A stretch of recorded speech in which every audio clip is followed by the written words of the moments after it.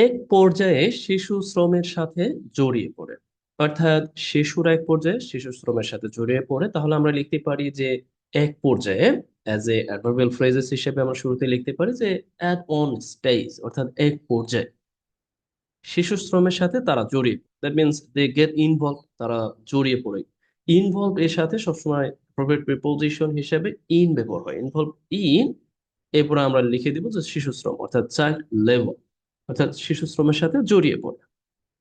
তারা কম যোগ্যতা, কম উৎপাদন ক্ষমতা ও কম মজুরির ফাঁদে পড়ে যায়। অর্থাৎ কারা পড়ে যায়? তারা, তারা বলতে এই শিশুরা। সেক্ষেত্রে আমরা প্রোনাউন আবার দে ব্যবহার করতে পারি, রাইট?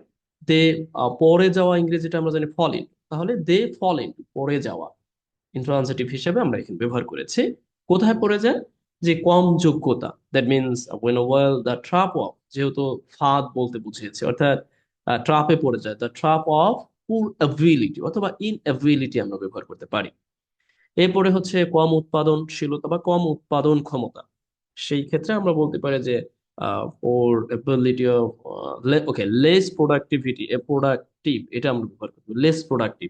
এই যে যে একটি অর্থাৎ আমরা বলি না যে কথায় কথায় বলি যে সে লেস প্রোডাক্টিভ, অর্থাৎ পারে না, ওই রকম অর্থ প্রদানে আর কি, অর্থাৎ কম উৎপাদনশীল। ওকে, এট দ্য সেম টাইম কম মজুরির ফাঁদেও তারা, এন্ড আমরা বলতে পারি কি যে ওয়াজ, লো ওয়াজ, অর্থাৎ কম মজুরির ফাঁদে। তার মানে এই প্রতিটি নাউন ফ্রেজের পূর্বেই এই ট্রাপ ব্যাপারটি আছে।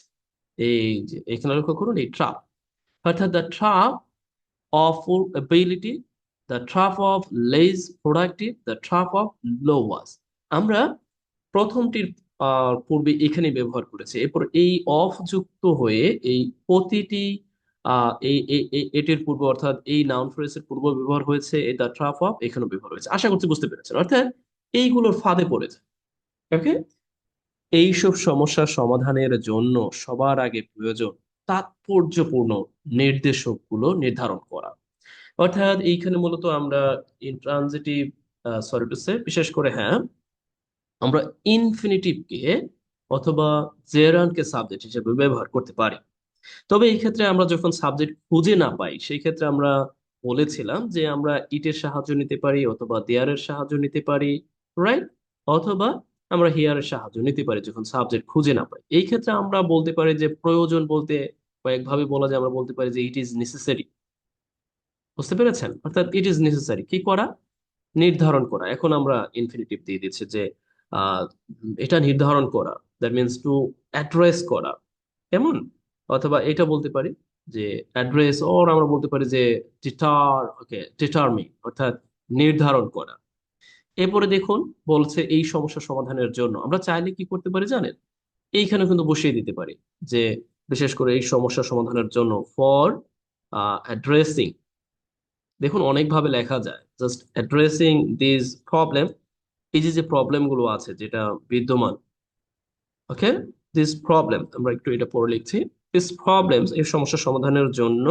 এরপর আমরা লিখতে পারি ফার্স্ট অফ অল, প্রথমত যেটা প্রয়োজন, ফার্স্ট অফ অল, এইভাবে লিখতে পারি। আবার আপনি চাইলে এই অংশটাকে পরেও লিখতে পারেন, সমস্যা নেই।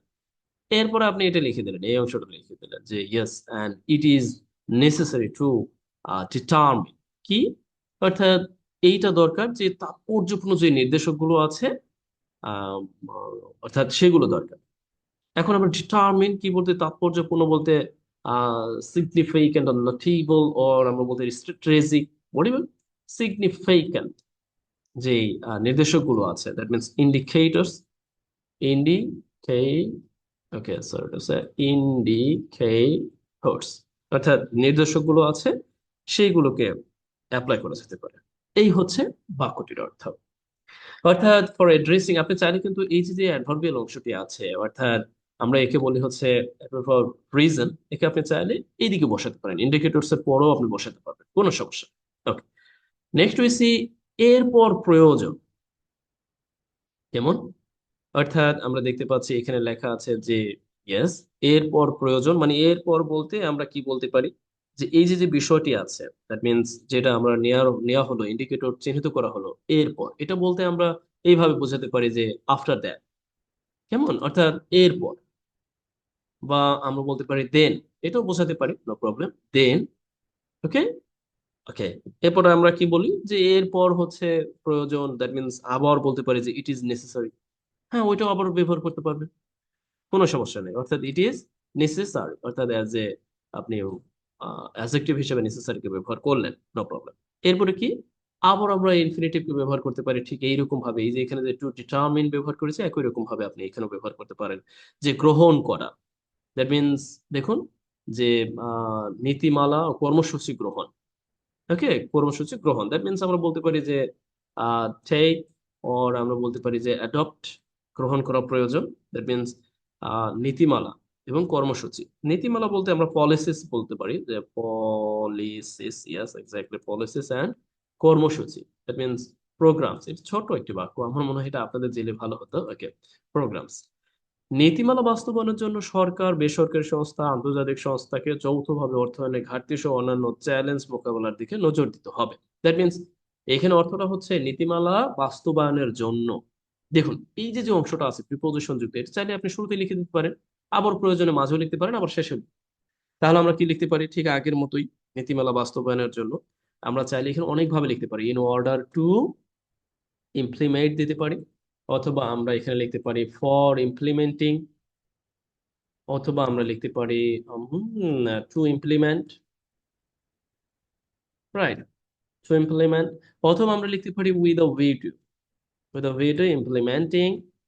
দেখুন কতভাবে লেখা লাগছে। এখন আপনার যদি জানা থাকে আপনি কিন্তু যে কোনো ভাবে এগুলোকে উপস্থাপন করতে পারবেন। দ্যাট মিনস এই যে যে ফর ইমপ্লিমেন্টিং, টু ইমপ্লিমেন্ট, অথবা আপনি এটাও দিতে পারেন যে উইদাও, এইরকম ভাবে যে উইথ অ্যান আই টু, এইভাবে দিতে পারেন, উইথ অ্যান আই টু। এরপরে দিতে পারেন কি ইমপ্লিমেন্ট, কোনো সমস্যা নেই, দিয়ে দিচ্ছেন। ওকে, এরপর আপনি কি লিখবেন, বিশেষ করে সরকার, বেসরকারি সংস্থা এবং আন্তর্জাতিক সংস্থাকে যৌথভাবে অর্থায়নের ঘাটতি সহ অন্যান্য চ্যালেঞ্জ মোকাবেলার দিকে নজর দিতে হবে। তার মানে এখানে সাবজেক্ট হচ্ছে সরকার। Okay, that means government, government and বেসরকারি, that means non governmental organisation, non governmental organisation, এগুলো হচ্ছে এখানকার মূলত সাবজেক্টের মতো ব্যবহার হয়েছে। অ্যান্ড আন্তর্জাতিক সংস্থা, এরপর আমরা বলতে পারি অ্যান্ড ইন্টারন্যাশনাল,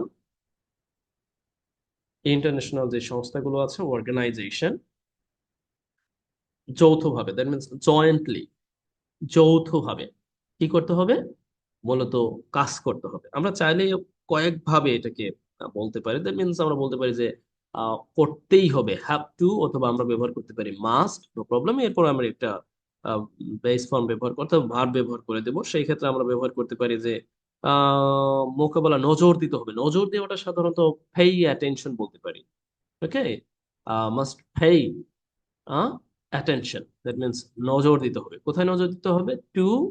এরপরে আমরা দেখি যে অর্থায়নের ঘাটতি সহ অন্যান্য চ্যালেঞ্জ, অর্থাৎ আমরা বলতে পারি যে যে চ্যালেঞ্জ গুলো আছে, বিশেষ করে অন্যান্য যে চ্যালেঞ্জ গুলো আছে।